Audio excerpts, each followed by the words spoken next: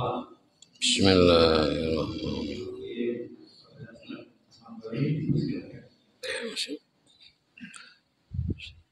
Assalamualaikum warahmatullahi wabarakatuh. Bismillahirrahmanirrahim.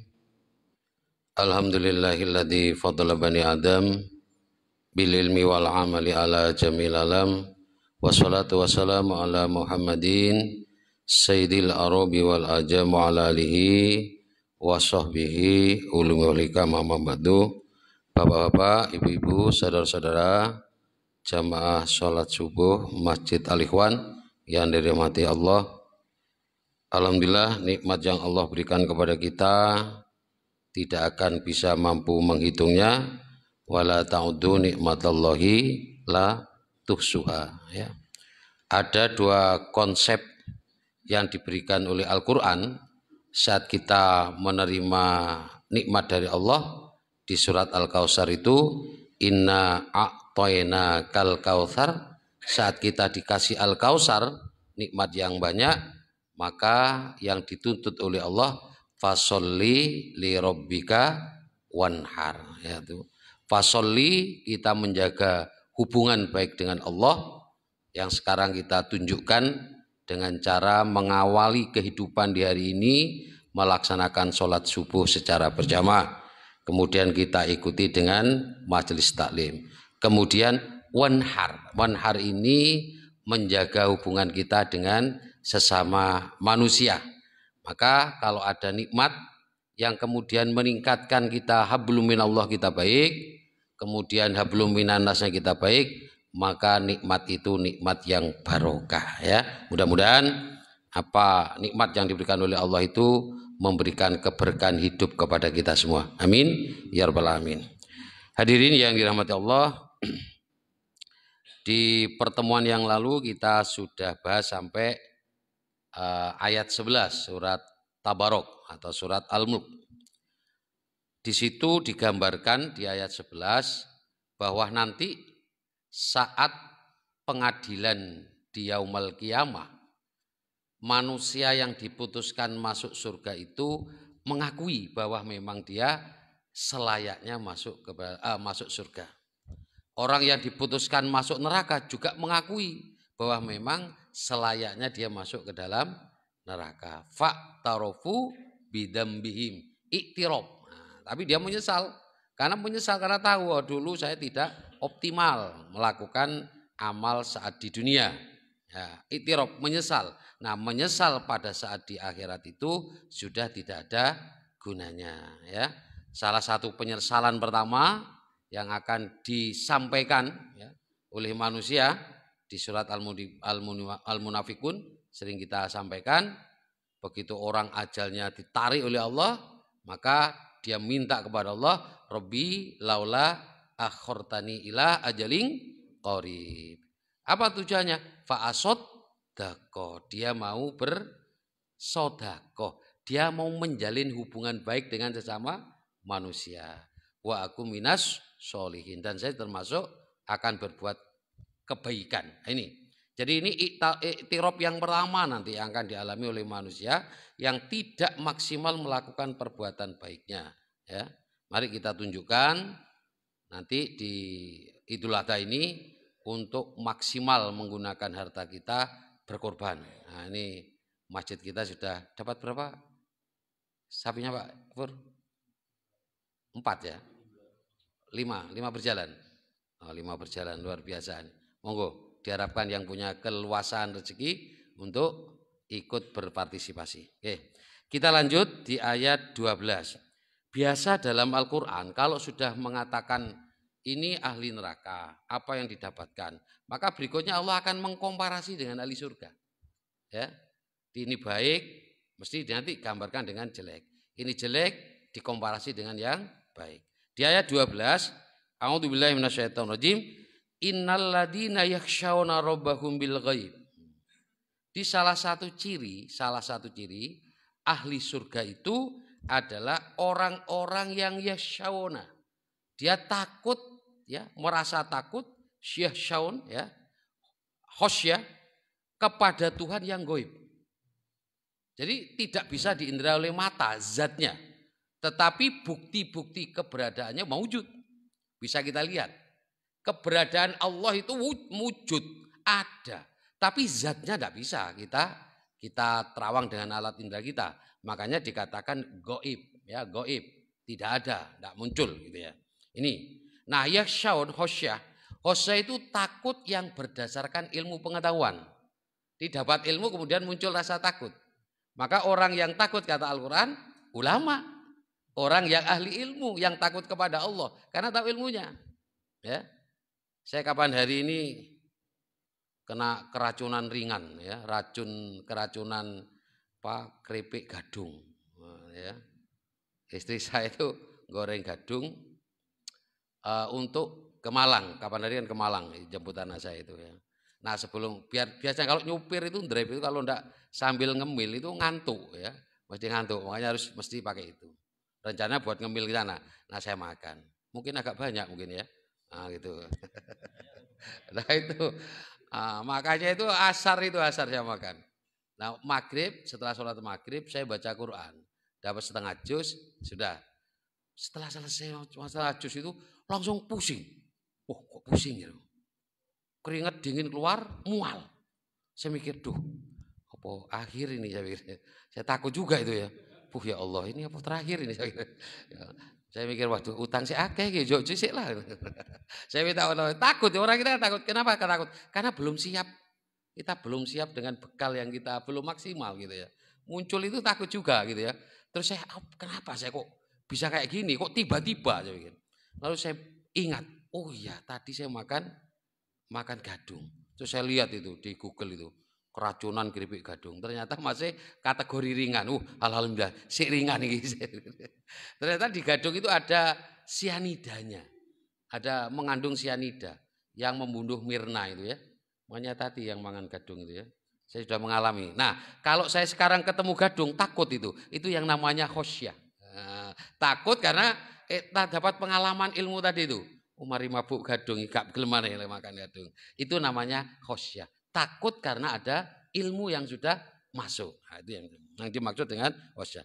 Nah, salah satu bentuk khosyah itu, salah satu bentuk ya, itu orang itu menyendiri, punya waktu tersendiri untuk menghadap kepada Allah. Menyiapkan waktu. Itu bentuk kita bahwa kita itu takut kepada Allah yang gaib. Hari kita muhasabah. Sudahkah kita nyiapkan waktu diri kita sebagian dari 24 jam untuk hanya bersama Allah? Kalau Rasulullah jelas ya. Rasulullah itu sampai kakinya bengkak. Itu kan saking dia bersama dengan Allah. Komunikasi dengan Allah. Melaksanakan sholat tahajud. Sampai kakinya bengkak. Nah kita bagaimana? Kita pengen jadi ahli surga. Sudahkah kita menyiapkan diri kita itu waktu kita dalam 24 jam untuk bersama dengan Allah? Itu bentuk dari innalladzina yakhshawna rabbahum bil ghaib. Kalau kita sekarang pengen jadi ahli surga, tapi bangun pas subuh, di mana terusan? Kapan kita akan bersama dengan Allah? Berdua bersama, tidak ada orang lain ya. Lain kalau berjamaah, sholat duhur, sholat wajib, itu bersama-sama. Tapi ini tidak. Tidak ada orang tahu. Sehingga nanti orang yang spesial mendapatkan naungan itu saat dia berduaan dengan Allah, saat dia bersama Allah, kholian sendirian, kemudian nangis takut kepada Allah. Ini yang akan dapat naungan di padang mahsyar. Ya. Ini pelajaran yang pertama, kalau kita ingin menjadi ahli surga, siapkan waktu kita, sebagian waktu kita untuk bersama dengan Allah, tidak dengan yang lain. Kalau Nabi Daud itu dipuji oleh Allah karena Nabi Daud itu tidur setengah malam. Kemudian digunakan dengan Allah, bermunajat dengan Allah, lalu sampai 1/6 akhir. 1/6 akhir itu digunakan untuk istirahat. Nah, itu kalau Nabi Daud, nanti dibaca. Ya, selain puasanya yang 1 hari puasa, 1 hari tidak, salah satunya menggunakan waktu malamnya bermunajat dengan Allah. Nah kalau kita pakai 1/3 malam lah itu sudah luar biasa ya. 1/3 akhir malam kalau kita gunakan untuk bermunajat sudah bagus. Ciri innalladzina yakhshawna ya rabbahum bil ghaib muncul pada diri kita. Maka kemudian lahum maufiratun wa ajrun kafir. Maka orang yang seperti ini akan mendapatkan maufirah. Baru kemudian wa ajrun kabir. Wa ajrun kabir itu surga. Diampuni dulu dosanya. Ya, kalau orang dosanya banyak nggak mungkin masuk surga kan? Mesti harus dihilangkan dulu dosanya. Dia masuk surga setelah diampuni dosanya. Baru dia mendapatkan wa ajrun kabir. Di Al-Qur'an mesti seperti itu. Wasari'u ila maufiratim mir rabbikum wa jannatin arduha samawati. Baru seperti itu. Ampunan dulu kita, minta ampun dulu pada Allah, baru nanti minta surga. Sama kayak gini. Allah juga jawab itu. Oh, kalau orang takut kepada Allah, yang gaib itu, maka yang pertama apa? Maufirah, dia akan mendapat ampunan, baru dia akan mendapatkan surga. Nah, ini konsep kita. Oke. Hadirin jangan diberkahi. Lanjut di ayat yang 13. Nah, salah satu bentuk Allah yang gaib itu, walaupun ya secara jat tidak bisa diindra oleh kita tidak punya kemampuan, maka salah satu kemampuan Allah yang pasti akan kita terima ayat 13. Wa asirru qaulakum awidharubi innahu alimum bidatis sudur. Ya. Wa asirru, kamu mau mengatakan sesuatu bisik-bisik. Nah, ya, siri, perkawinan siri itu kan bisik-bisik.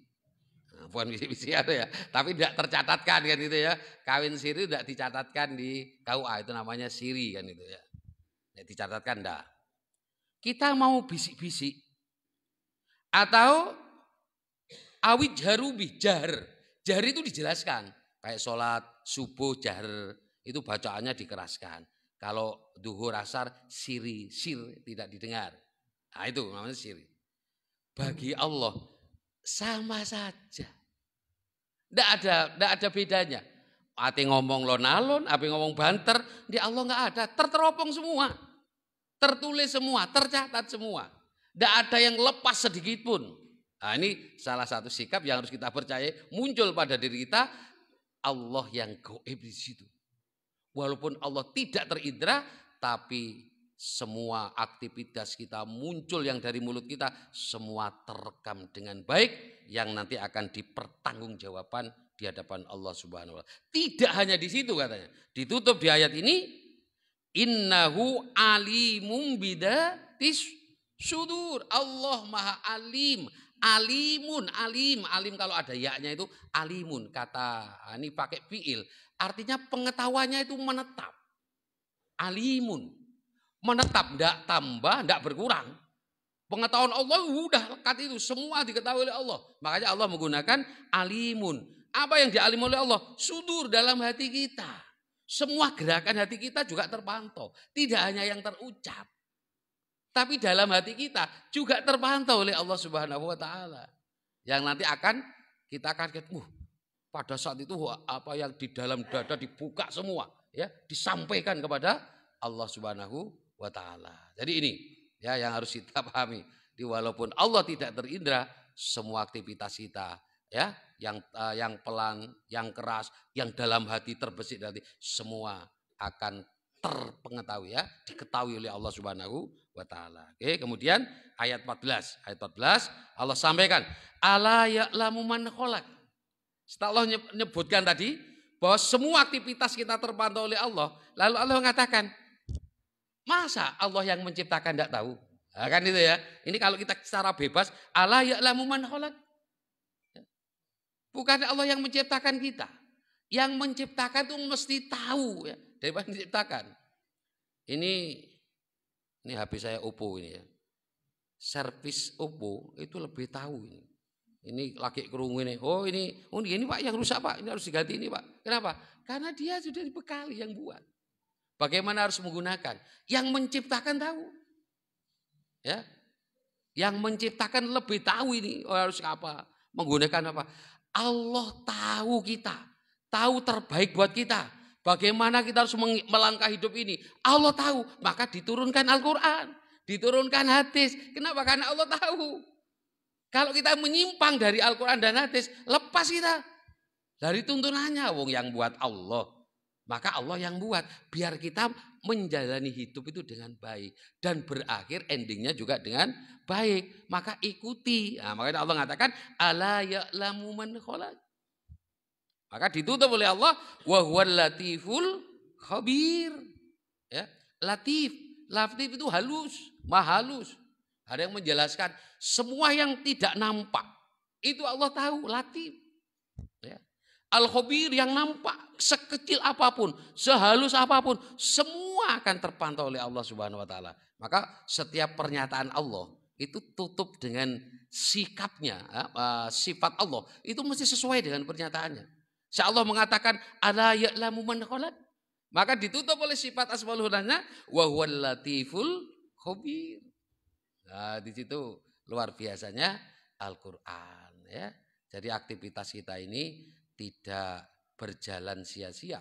Semua akan terpantau dengan baik oleh Allah Subhanahu wa taala. Oke, lanjut kita ayat 15. Nah, kemudian Allah memberikan satu kenikmatan. Nah, ini kenikmatan. Di ayat 15 disampaikan huwallazi ja'ala lakumul ardo dalulan. Nah, dalulan itu biasanya dipakai untuk binatang. Dalul. Dalul itu tunduk. Jadi kalau ada kuda liar, ya kuda liar, itu kemudian dinaiki. Waktu kan loncat-loncat dulu ya, biasanya kan gitu ya. Tapi kemudian tunduk, ikut kan digerakkan. Itu namanya dalul. Ya, dalul. Kenapa Allah mengaitkan bumi ini walladzi ja'alal kubul ardo dengan dalul, dengan sifat binatang? Bumi ini enggak diam. Bumi ini bergerak. Ya, kalau kita ikut pengetahuan kita ya, pelajaran kita, bumi ini berputar pada porosnya. Juga berputar kepada matahari. Walaupun nanti akan muncul bahwa matahari berputar mengelilingi bumi gitu ya. Tapi ada yang pengetahuan yang mengatakan ahli ilmu ya, sekarang masih belum ya, masih belum ada yang secara ilmiah yang bisa membuktikan bahwa matahari itu mengelilingi bumi kan belum. Itu kan dulu awal heliosentris itu. Kemudian muncul geosentris ya, muncul geosentris. Geosentrisnya ini. Nah, bumi itu berputar, bergerak.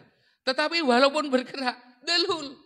Apa enggak terasa kita kalau bumi bergerak? Terasa enggak kita? Enggak.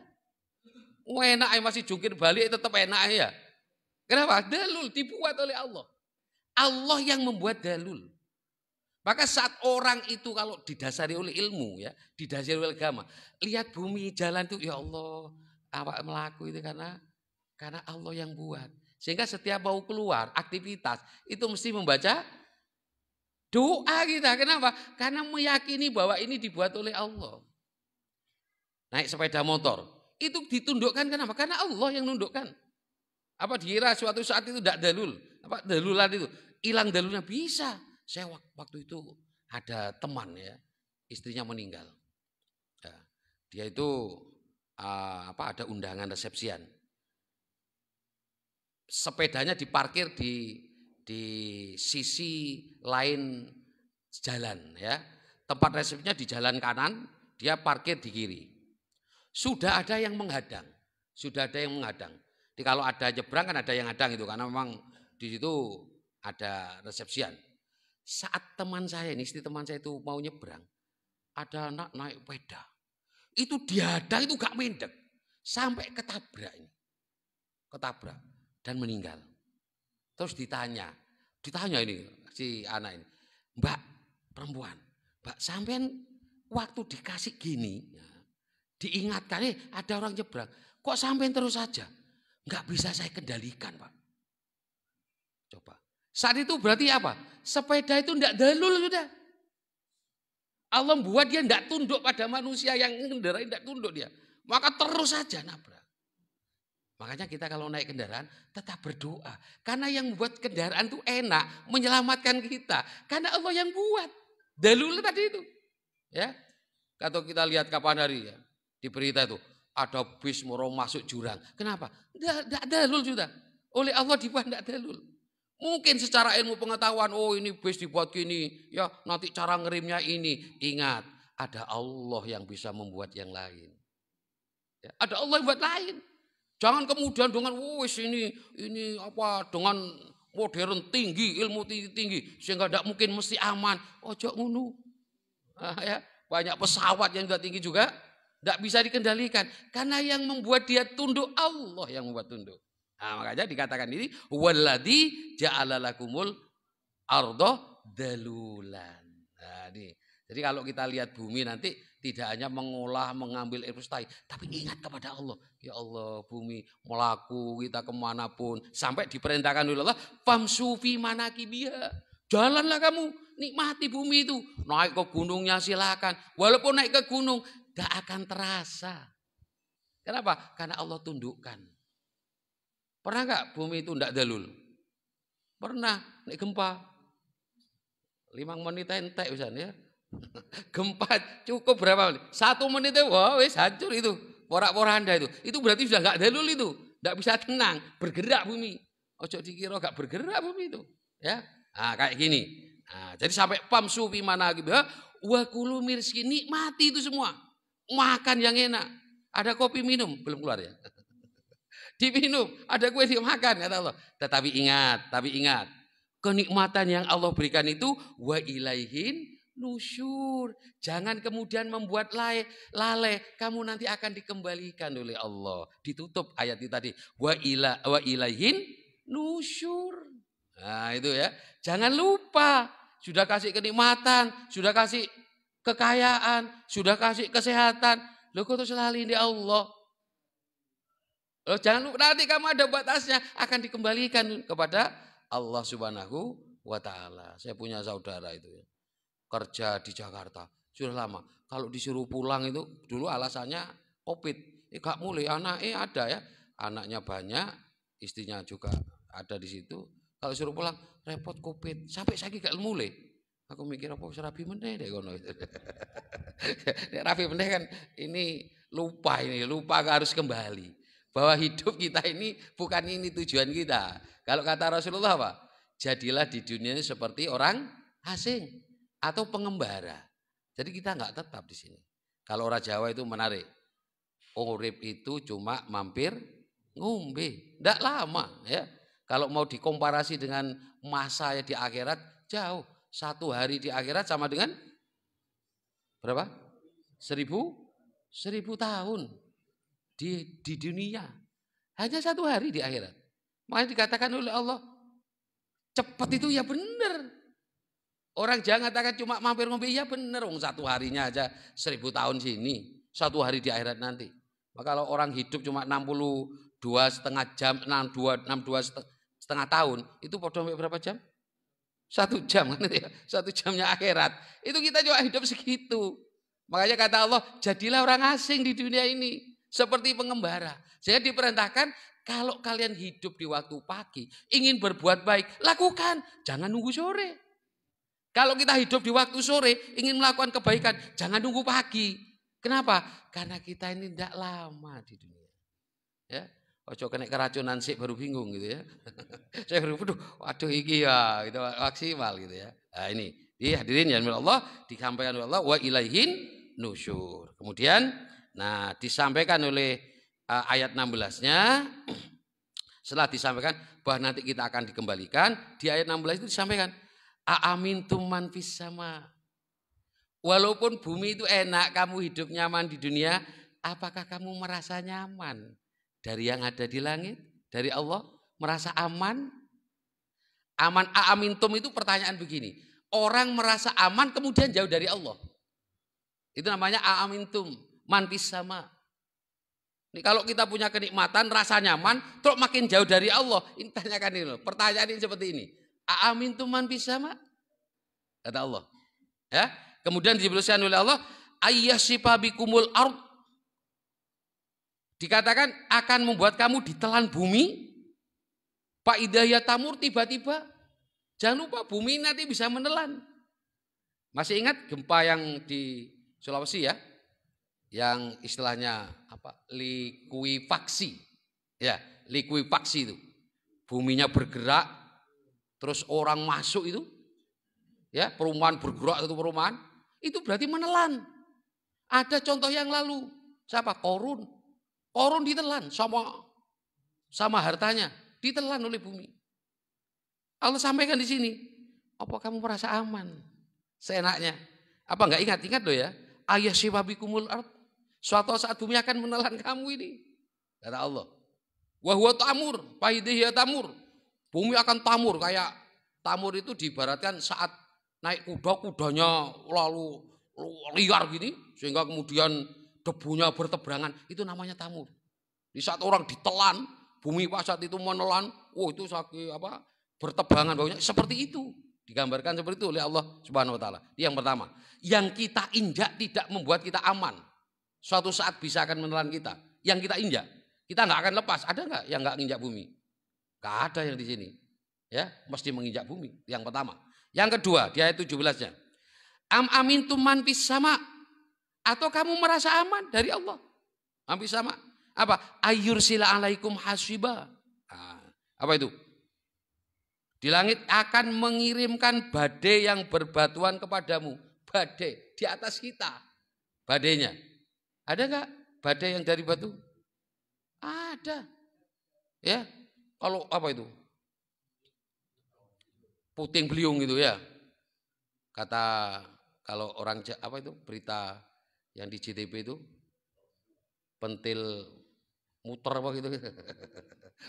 itu kan gini, puting beliung itu. Itu kan habis itu kalau orang kena itu. Kena bawah itu bisa campur sembarang itu, termasuk batu, masuk semua. Apa kita merasa aman? Tidak bisa kata Allah. Di atas kita ada puting beliung, ada angin yang berbatu, di bawah yang kita injak bisa suatu saat menelan kita. Jangan merasa aman kemudian menjauh dari Allah. Nah, ini ya di ayat 17 diingatkan. Fasata'lamuna kaifa nadir ya. Ditutup oleh Allah di situ. Namun kelak kamu akan mengetahui bagaimana akibat mendustakan peringatanku. Sudah diingatkan oleh Allah. Khotib mengingatkan, mubalik instruktur mengingatkan. Sik diingatkan sik gak pancet pahit ya. Sik pancet tai pengkoi misalnya ya. Ingat loh ya, satu saat ya. Nah, kemudian walaqad ayat 18, walaqad kadzdzabal ladzina min qablihim fakaifa kana nakir ya. Dan sungguh orang-orang sebelum mereka pun telah mendustakan para rasulnya, maka betapa hebatnya kemurkaanku. Di surat Yasin, masih ingat? Surat Yasin itu dikatakan Allah menghukum hanya dengan suara, satu suara. Soihatan wahidatan. Selesai. Ya. Bangsa Lut, kaum Lut, Nabi Lut, apa? Dibalik. Bahwa yang di bawah, di atas, di bawah gitu. Ya, homoseksual itu ya, homoseksual. Terus kemudian ada wong Islam sing dukung. Oh, enggak apa-apa, itu urusan. Wah, iki mengundang laknat ini urusan ya. Orang yang kayak gini, ini luar biasa ini. Hidup di negara kita itu luar biasa. Kita harus tetap mengatakan bahwa itu penyakit yang harus disembuhkan. Jangan benci orangnya, tapi perilakunya yang harus disembuhkan. Bukan justru didukung. Itu normal, itu sudah dikasih Allah. Ndase kan itu ya. Gak mikir ndase itu ya. Karena ada yang seperti itu ya. Ini salah ini cara berpikirnya. Dan kalau tahu akibat dari hukuman yang Allah berikan di kaumnya Nabi Lut, wah luar biasa. Dibalik, sekarang menjadi daerah yang paling rendah itu. Ya, kaumnya di sana itu ya, di Sodom itu. Oke, kemudian ayat 19. Kita tutup di ayat terakhir, ayat 19. Awalam yarau ila toyir. Atau tidakkah kalian memperhatikan burung at-toyir? Fauqahum sofati wayagbin. Allah itu gini. Kalau dalam Al-Quran. Dikasih nikmat kok pancet. Gak berubah. Dikasih ancaman. Ya, kasih ancaman. Gak berubah. Sekarang dikasih pemisalan. Nah, pemisalannya apa? Awalam yaro ilat toir. Yaro ilat toir. Fauqahum. Dengan sesuatu yang ada di kita. Ya, di beradaan kita. Burung siapa yang nggak tahu burung? Tahu semua kan? Mesti kan ada di atas kita gitu ya. Allah gambarkan burung itu sofatin. Sofatin itu mengembangkan sayap. Saat mengatakan mengembangkan sayap, Allah menggunakan isim. Nah ini ya, kata-kata isim, pakai isim. Nih Mas Fuad yang apal isim, fiil, harfun, nah itu ya. Isim sofatin. Berarti ini sudah sesuatu yang mantap. Maksudnya apa? Burung itu, nah ya, burung itu lebih banyak mengembangkan sayapnya. Mengembangkan gini. Sofatin. Wayak bitna itu mengatupkan. Saat mengatakan mengatupkan pakai fiil, kata kerja. Artinya mengatupkan itu hanya tertentu. Saat apa? Saat ingin mempercepat, saat ingin turun misalnya, itu baru mengatup. Tapi paling banyak burung itu mengepakkan sayapnya. Ya, tuh gini terus. Baru nanti ya, kalau di desa itu kan lihat tuh, kalau ada langan gini toh itu ya. Nah, ini yang dipakai nanti teorinya ditemukan ke pesawat itu ya. Jadi dia terbang burung itu melalui aliran udara ya. Aerodinamika atau apa itu ya. Ada istilah seperti itu. Seperti itu.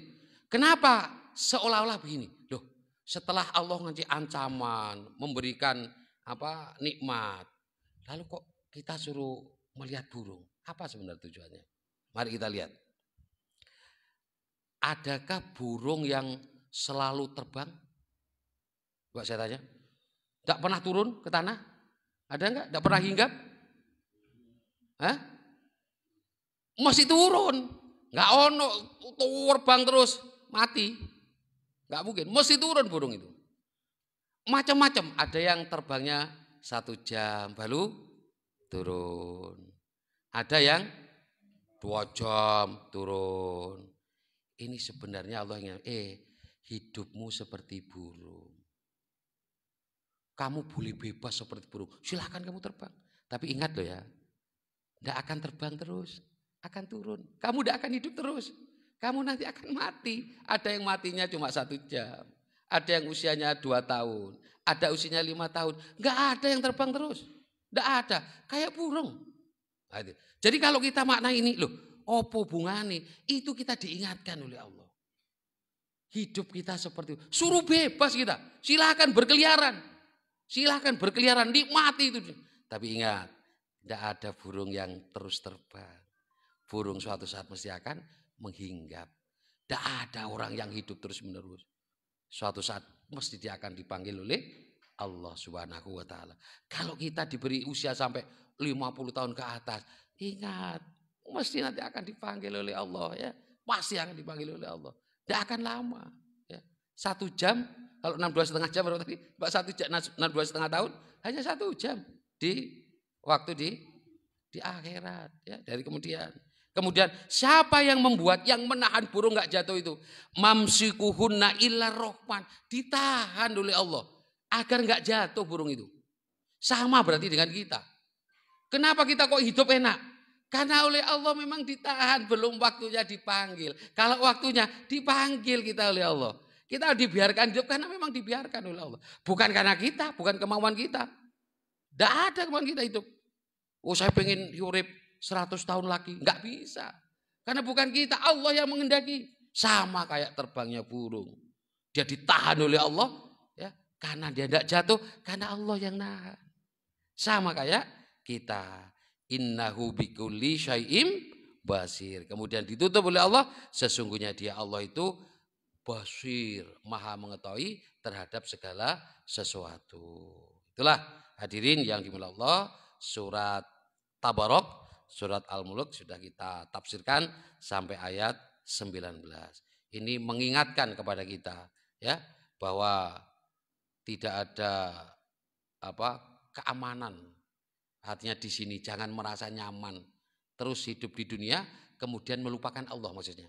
Aman tapi melupakan Allah. Kalau kita merasa aman tapi ingat kepada Allah, itu yang diharapkan. Damai kita, kebahagiaan kita karena kebersamaan dengan Allah. Itu yang ingin ditanamkan di sini. Ya, ingin ditanamkan di sini. Karena kehidupan kita itu adalah pemberian dari Allah Subhanahu wa taala. Pemberian. Usia kita 10 tahun, 60 tahun, misalnya 70 tahun, itu tidak dimintai usianya tanggung jawabnya. Tapi penggunaan waktunya nanti yang ditanya. Oh kamu 70 tahun digunakan untuk apa saja. Kamu udah tak kasih 70 tahun. Itu fungsinya yang ditanyakan. Bukan 70 tahunnya yang ditanyakan. Kamu kok ngambil yang 70 tahun? Kok enggak ngambil yang enggak itu? Kamu kenapa enggak ngambil 100 tahun? Tidak. Tapi fungsi yang diberikan oleh Allah tahunnya itu, usia itu nanti yang dimintai tanggung jawab. Bukan usia kita yang berada di sini. Oh, saya kalau boleh milih yo lebih banyak gitu kalau boleh milih gitu ya. Biar lebih sering banyak melakukan kebaikan. Oke, saya kira itu yang bisa saya sampaikan. Mudah-mudahan akan menambah ilmu pengetahuan kita sekaligus akan meningkatkan amal soleh kita. Amin. Ya rabbal alamin. Assalamualaikum warahmatullahi wabarakatuh.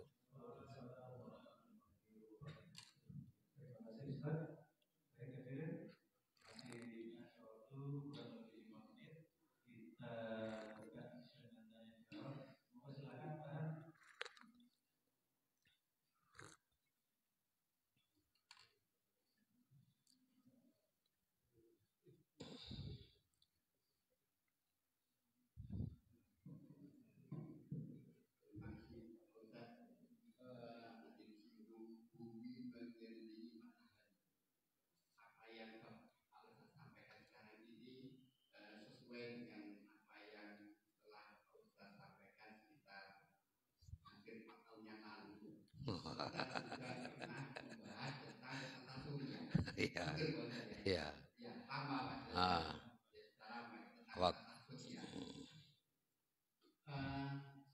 Itu sesuai dengan sains yang memang begitu dan ini diakui oleh Galileo.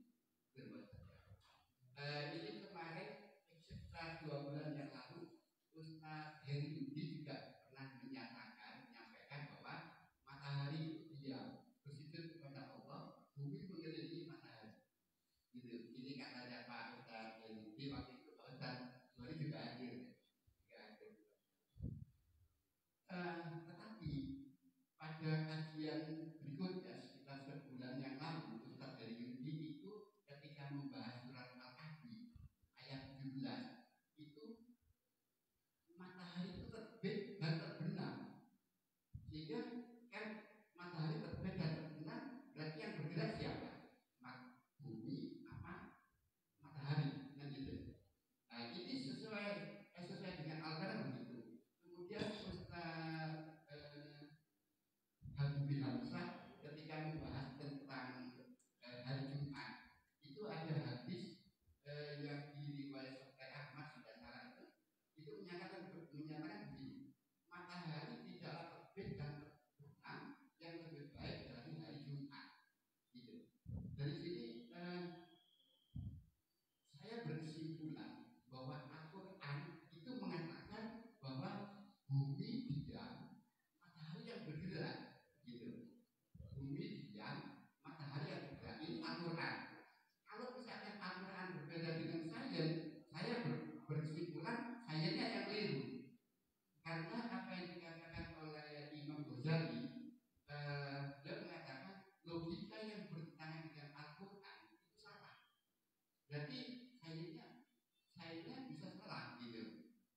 Yang saya ingin tahu itu dalilnya di Al-Quran apa yang mengatakan bahwa bumi itu bergerak gitu. Dalilnya di Al-Quran, bumi itu bergerak mengelilingi matahari. Ya. Saya dulu pernah jelaskan tentang hisab ya. Ru'yah waktu bulan Ramadan ya, menghadapi Ramadan, menjelaskan bagaimana tata surya kita. Sementara secara ilmiah itu yang kita terima itu pendapat yang muncul bahwa matahari yang mengelilingi bumi itu justru sebelum itu ya, sebelum itu sudah muncul, tapi kemudian terbantahkan oleh sains.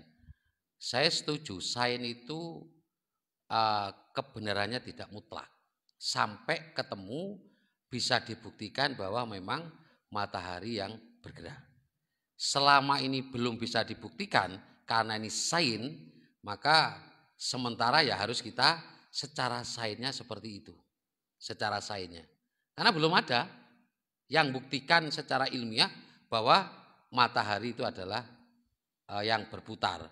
Ada dulu yang mengatakan bumi itu flat, ada itu ya, gerakan itu, ada bumi flat itu. Saya punya videonya banyak itu, waktu itu dikasih teman itu. Jadi bumi tidak bulat tapi flat gitu ya. Nah itu juga bertentangan dengan ilmiah. Silakan nanti kalau ada yang bisa membuktikan dari Islam seperti itu. Mana yang benar? Ya komparasi tadi. Ya kalau Al-Qur'an nyatakan gini, ya kita terima. Tapi jangan sampai gini maksud saya. Tafsir itu kan belum tentu. Jadi ini bacaan Al-Qur'an seperti ini, nanti tafsirnya kayak apa? Karena ini begitu mengatakan masalah ilmiah, itu ahlinya ilmiah. Ya, orang ilmiah. Tadi kalau orang-orang kayak kita misalnya, waktu masuk awal duha itu 15 menit dari tulu misalnya. Dari mana dasar kita? Ya. Kalau ada orang yang bukan ahli hisab, bukan ahli hisab yang ngerokok, bukan ya. Itu lain itu. Kalau yang ngomong ahli hisab, kita harus percaya. Kenapa? Karena punya kemampuan di situ. Ya. Oh, bahwa setelah dulu 15 menit itu masuk awal duha. Kalau ada orang lain yang ngomong, misalnya saya ngomong, apa dasar Ustaz? Tidak punya kemampuan. Nah, yang aman apa? Yang aman lihat di jadwalnya Kementerian Agama bahwa awal duha itu tak jam berapa. Itu lebih aman. Nah, ya. Kalau nggak salah Jember itu 20 menit ya. 24 menit lah. Dari Tulu tambah 20 menit. Yang enak buka saja ada waktunya kok. Jadwal sholat di situ nanti muncul duhanya tanggal berapa, jam berapa. Karena kalau kita awal duha sampai sholat kan ada larangan kan, dari terbit matahari sampai tinggi sepenggala. Itu kan dilarang sholat kita. Tidak boleh sholat itu, ya, karena lagi ada tanduk itu. Nah itu. Jadi apa yang disampaikan oleh Pak Han, kita terima yang yang Al-Quran mengatakan seperti ini, oke. Tapi bukti secara ilmiahnya kan belum, ya. Penafsiran secara ilmiahnya itu global, tapi nanti butuh penafsiran secara ilmiah. Sementara masih ini belum ada pakar-pakar Islam yang bisa membuktikan. Kalau sudah buktikan ya harus kita terima. Dan ilmu pengetahuan itu hanya pendukung. Tidak boleh misalnya Al-Quran disesuaikan dengan ilmu pengetahuan, rusak nanti. Kalau ada pengetahuan yang sesuai dengan Al-Quran, kita terima pengetahuannya. Kalau pengetahuan tidak sesuai dengan Al-Quran, ya kita tolak. Betul, saya setuju itu, tolak. Ya kita tolak, harus kita tolak. Walaupun sekarang berkembang. Banyak kan seperti teori Darwin itu kan, bagaimana manusia itu berasal dari kera kan ya. Kita kan dapat itu. Nah, tapi ini kan bertentangan dengan Al-Quran, kita tolak. Jadi pengetahuan belum tentu kadang itu bisa dijamin benar. Kalau soreh ya jelas di Al-Quran mengatakan begini, ya harus kita terima yang di dalam Al-Quran. Kita sampaikan, oh ilmiahnya begini. Nah, ilmiahnya saya belum sampai lihat di sisi itu ya. Kemudian kayak bulan itu dapat sinar dari matahari, tidak mengeluarkan sinar lagi. Nah kalau cara ilmiah pergerakan matahari dari timur ke barat itu gerakan semu istilahnya, ya. Gerakan semu, bukan gerakan yang sebenarnya. Sama kayak kita kalau naik mobil itu, yang kita lihat yang bergerak apa? Pohon apa kita? Hah? Pohon ya? Apa pohonnya bergerak? Enggak, menurut saya, apa pohonnya yang bergerak? Bukan, kita yang bergerak. Tapi kita lihat coba, kan kita kayak pohon yang bergerak. Nah itu artinya itu gerakan semu, ada gerakan semu. Banyak gerakan semu yang tidak gerak. Contoh, misalnya kita lihat rel kereta api. Coba kalau lihat rel kereta api, apa terus kita lihat gini terus? Enggak kan? Mesti akan merukut satu titik kan ya? Kan gini tuh. Coba lihat ya rel kereta api. Nanti kan mesti akan nutup gini, kayak bertemu gini. Tapi apakah bertemu rel kereta api? Enggak. Nah, itu ada peristiwa-peristiwa yang mata telanjang kita nggak bisa melihatnya. Kalau nggak, contoh misalnya, coba kalau kita pembiasan, masukkan sendok ke gelas, itu ketok lurus nggak? Bengkok, bengkok nggak itu? Enggak, mata kita yang tertipu. Mata kita belum nangkap di situ. Ada peristiwa pembiasan. Maka dari peristiwa beberapa peristiwa ini, mata kita ini kata orang yang ahli sains bahwa yang bergerak itu adalah gerakan semu, bukan mataharinya yang bergerak, tapi buminya yang bergerak. Jadi gitu, Pak An ya. Yang saya tanyakan itu ini, yang di Al-Quran juga ada matahari bergerak. Ya. Ada nggak dalilnya yang mengatakan bahwa bumi itu mengelilingi matahari? Ya, enggak, belum. Makanya saya katakan tadi, Ada ilmu pengetahuan, ada dari Al-Quran. Kayak peristiwa pembiasan, ada nggak di Al-Quran? Ada nggak? Sains yang kita terima, pembiasan ada nggak? Nggak ada. Tapi itu ilmu pengetahuan, sunatullah yang bisa kita lihat. Ya, nggak ada. Coba ada nggak informasi dari Al-Quran? Kalau kamu naik bis cepat, yang bergerak itu adalah pohon-pohon. Ada nggak? Nggak ada. Tapi kita alami itu. Kita alami seperti yang bergerak sekitar kita. Padahal kita yang bergerak. Nah, kayak gitu. Ada, karena apa? Karena Al-Quran bukan ilmu sains. Bukan ya. Al-Quran bukan ilmu sains. Tetapi di situ ada isyarat-isyarat ilmiah yang nanti perlu manusia untuk memikirkan di situ. Saya setuju. Saya sangat setuju kalau ada ilmu sains yang tidak sesuai dengan Al-Quran, maka sainsnya yang harus ditolak. Nah, sementara ini fakta-fakta kan banyak yang kadang bertentangan dengan akal kita ya. Kita belum sampai bisa memahami maksudnya Al-Quran kayak apa kata-katanya. Ya, kata-katanya kayak banyak satu kata itu kan contoh misalnya doroba. Doroba itu artinya apa? Memukul. Tapi kadang dikatakan doroba itu membuat pemisalan. Loh, apa hubungannya coba? Dorobel, masalan ya. Ya, buatlah pemasalan. Tapi Allah gunakan doroba. Nah, itu banyak kata-kata yang ke sana. Yang nanti kita serahkan kepada ahlinya nanti. Nah, ya, kalau kita akan itu tidak bisa itu. Tapi secara ilmiah sementara kita terima kayak begitu, Al-Quran seperti ini bagaimana? Ya Al-Qurannya sementara yang kita terima. Tapi fakta ilmiahnya tetap kita harus ikuti itu kan. Tidak mungkin tidak diikuti kan. Sementara ini sampai nanti muncul ahli Islam yang bisa ke sana. Gitu ya Pak Adi ya. Oke.